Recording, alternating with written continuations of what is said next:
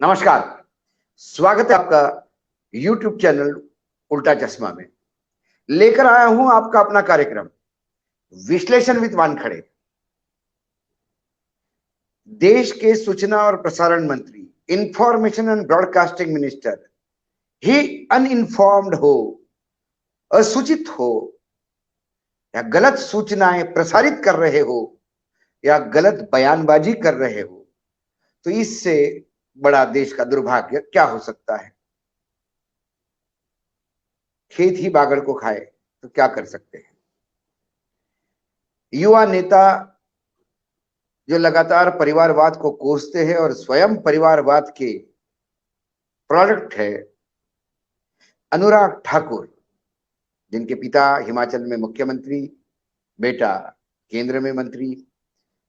परिवारवाद भाजपा का है तो अपना है, विपक्ष का है तो वो राष्ट्र विरोधी है। चलो, अनुराग ठाकुर ये अभी मध्य प्रदेश में है और ये जो लगातार यात्राएं निकल रही है, जन आशीर्वाद यात्रा, जनता का आशीर्वाद लेने के लिए, जो मध्य प्रदेश में बीजेपी ने इतने साल शासन किया, उससे जनता का बहुत भला किया, इसके लिए वो आशीर्वाद लेने फिर जनता के सामने जा रही है क्योंकि चुनाव सर पे है। तो अनुराग ठाकुर ऐसे ही एक जन आशीर्वाद सभा में साथ में थे। मध्य प्रदेश के बारवाड़ी व मचलपुर क्षेत्र में एक जनसभा को संबोधित कर रहे थे और संबोधित करते हुए उन्होंने एक प्रश्न पूछा अपने विपक्षी दल कांग्रेस से, क्योंकि मध्य प्रदेश में भाजपा और कांग्रेस आमने सामने है। वहां कांग्रेस ही इंडिया है और भाजपा ही एनडीए है। उन्होंने प्रश्न पूछा कि कांग्रेस सनातन व संविधान को क्यों खत्म करना चाहती है। कांग्रेस से सवाल पूछा, जनता को पूछा कि मुझे समझ में नहीं आता कि कांग्रेस सनातन व संविधान को क्यों खत्म करना चाहती है।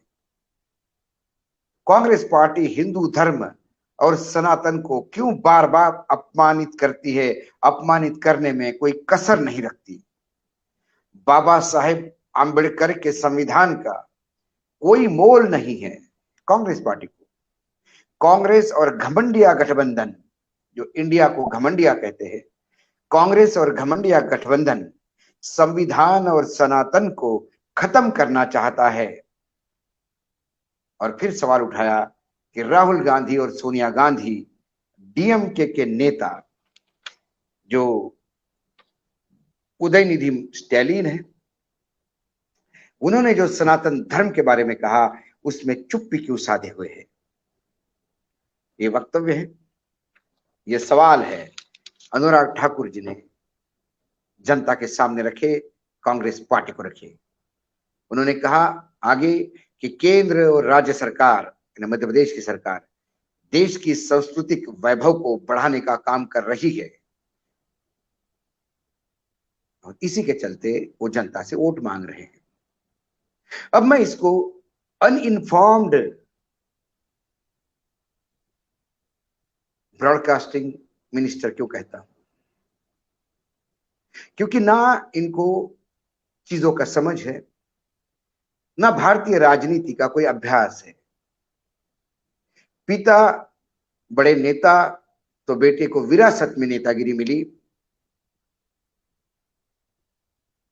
प्रादेशिक संतुलन के चक्कर में और लॉबिंग के चक्कर में मंत्री भी बने और अभी तो वर्तमान में जो भी मंत्री है उसको उस डिपार्टमेंट की कितनी समझ है इसके बारे में ना बात करो तो ज्यादा अच्छा है, विश्लेषण ना करो तो ज्यादा अच्छा है।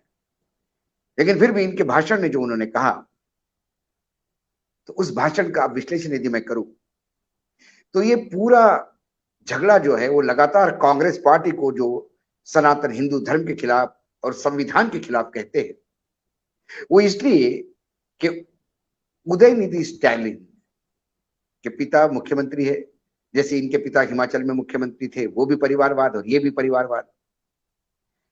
अब उदयनिधि स्टैलिन ने सनातन धर्म को मच्छरों जैसा खत्म करने के लिए बात कही। उदयनिधि मारन ये डीएमके के नेता हैं द्रविड़ मुन्नेत्र कझगम, ये जो डीएमके है, ये तमिलनाडु की पार्टी है। द्रविड़ आंदोलन में स्थापित मान्यता है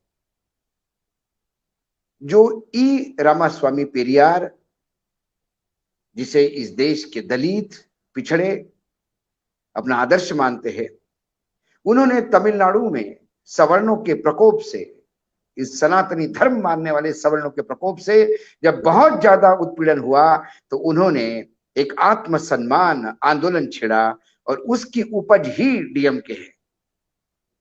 डीएमके सनातन धर्म को नहीं मानती, ये वस्तु स्थिति है।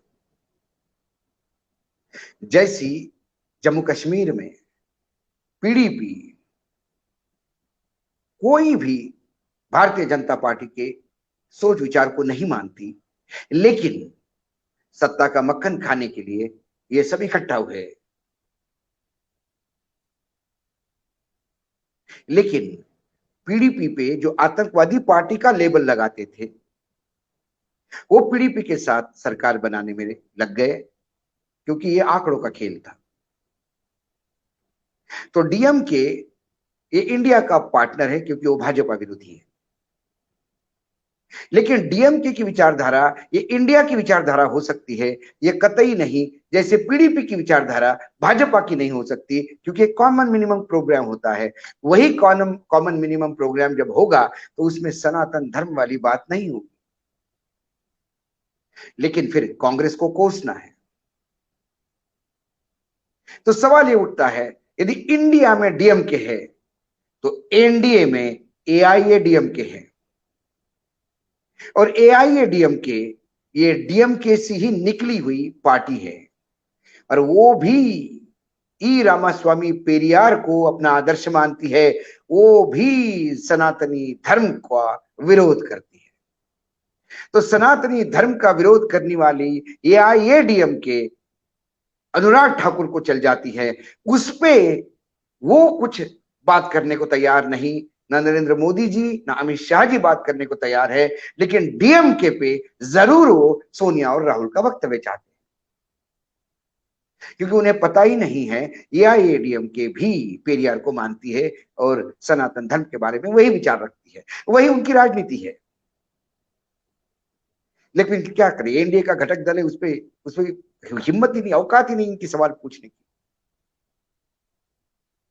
आगे जिस बाबा साहेब आंबेडकर का नाम लेकर कहते कि उसके संविधान को कांग्रेस खत्म करना चाहता है, इससे ज्यादा तो हास्यास्पद बात इस देश में कोई नहीं हो सकती, क्योंकि 2014 से लेके लगातार संविधान को लेकर कई प्रश्न सत्ता पक्ष उठा रहा है।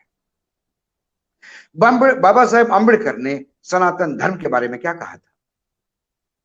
यदि ये बाबा साहेब आंबेडकर को मानते हैं तो फिर उन्हें बाबा साहेब आंबेडकर के और महात्मा गांधी के बाबा साहेब आंबेडकर के इस वक्तव्य को जो एंडोर्स किया था वो भी मानना होगा, या फिर सवाल अंबेडकर साहब और महात्मा गांधी पे भी उठाने होंगे, सिर्फ राहुल गांधी और सोनिया गांधी पे नहीं।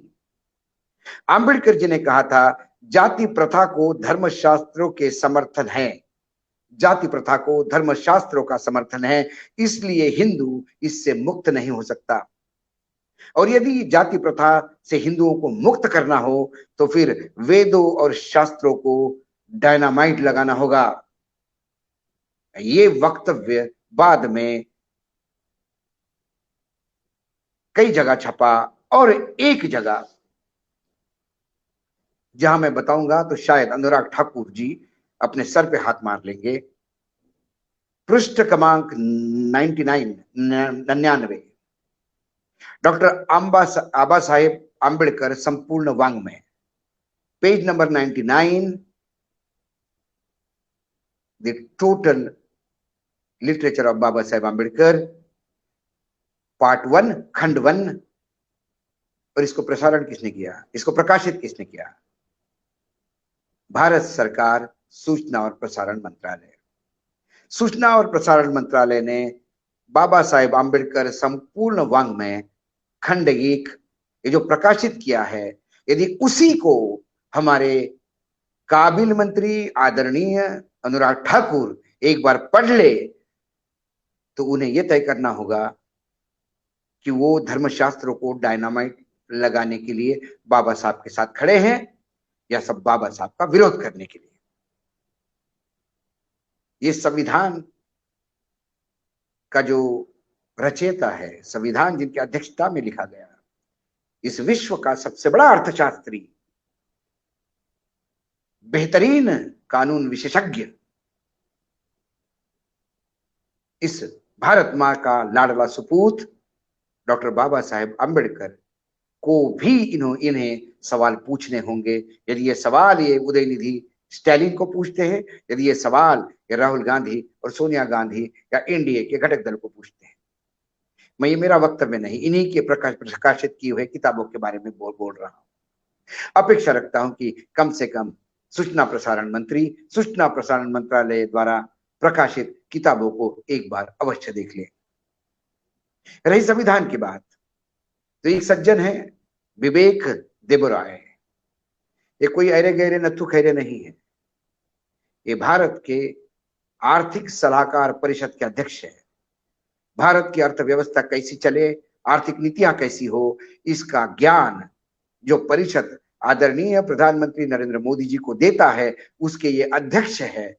उन्होंने 15 अगस्त के पहले एक अखबार में इंटरव्यू देके कहा था कि हमारे देश का संविधान अब नाकारा हो गया है, समय आ गया है कि इस संविधान को पूर्ण रूप से बदला जाए। उन्होंने तो बाबा साहेब आंबेडकर पे आरोप भी लगाए थे, ये संविधान कुछ नया नहीं, 1935 का जो गवर्नमेंट ऑफ इंडिया एक्ट है उसी की कॉपी है। यह कह के शायद बाबा साहेब आंबेडकर का अपमान, इतना बड़ा अपमान शायद किसी ने किया हो देश में। बाद में सरकार कहती है उनका व्यक्तिगत मत है। बाबा साहेब आंबेडकर और संविधान में विश्वास नहीं रखने वाले, जिस संविधान को ये नाकारा बोलते हैं, उस व्यक्ति को यदि आपने आर्थिक सलाहकार परिषद के अध्यक्ष पद पर बैठाए रखा, जो इस देश की आर्थिक नीतियां तय करेगा, वो फिर संविधान को नजर में रखते हुए करेगा, गरीबों को रखते हुए करेगा, बाबा साहेब आंबेडकर के समानता के जो संदेश था, वो जो प्रिंसिपल्स थे, उसको देखते हुए करेगा, या फिर मनुस्मृति के अनुसार करेगा। क्योंकि राष्ट्रीय स्वयंसेवक संघ जब संविधान में अडॉप्ट हुआ, जब इस देश के जनता ने स्वयं को यह संविधान अर्पित किया, तब आरएसएस ने कहा था कि यह संविधान हिंदू विरोधी है और इसके जगह मनुस्मृति से देश चलाया जाए। उनका यह भी वक्तव्य था कि यह संविधान लागू करके अंग्रेजों ने भी जितना नुकसान भारत का नहीं किया, उतना नुकसान इस संविधान ने किया। ये शब्द राष्ट्रीय स्वयंसेवक संघ के है। क्या अनुराग ठाकुर संविधान की रक्षा करने के लिए राष्ट्रीय स्वयंसेवक संघ को कटघरे में खड़ा करेंगे?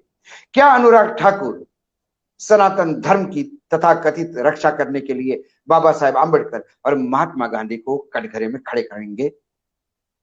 छोड़िए, हम किससे अपेक्षा रखते हैं? जो अनपढ़ है, मात्र डिग्री लेने से कोई पढ़ा लिखा नहीं होता। ये बार बार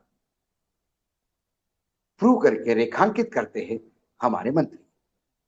अनुराग ठाकुर ऐसे ही एक पढ़े लिखे अनपढ़ है, जिन्होंने आज एक ऐसी बात कही जो एक सूचना और प्रसारण मंत्री को नहीं करना चाहिए, क्योंकि वो स्वयं असूचित थे और इल इन्फॉर्म्ड यानी इल इंफॉर्मेशन एंड ब्रॉडकास्टिंग मंत्री बने। आज इतना ही, कल फिर आता हूं किसी विषय के साथ। तब तक के लिए नमस्कार। देखते रहिएगा YouTube चैनल उल्टा चश्मा।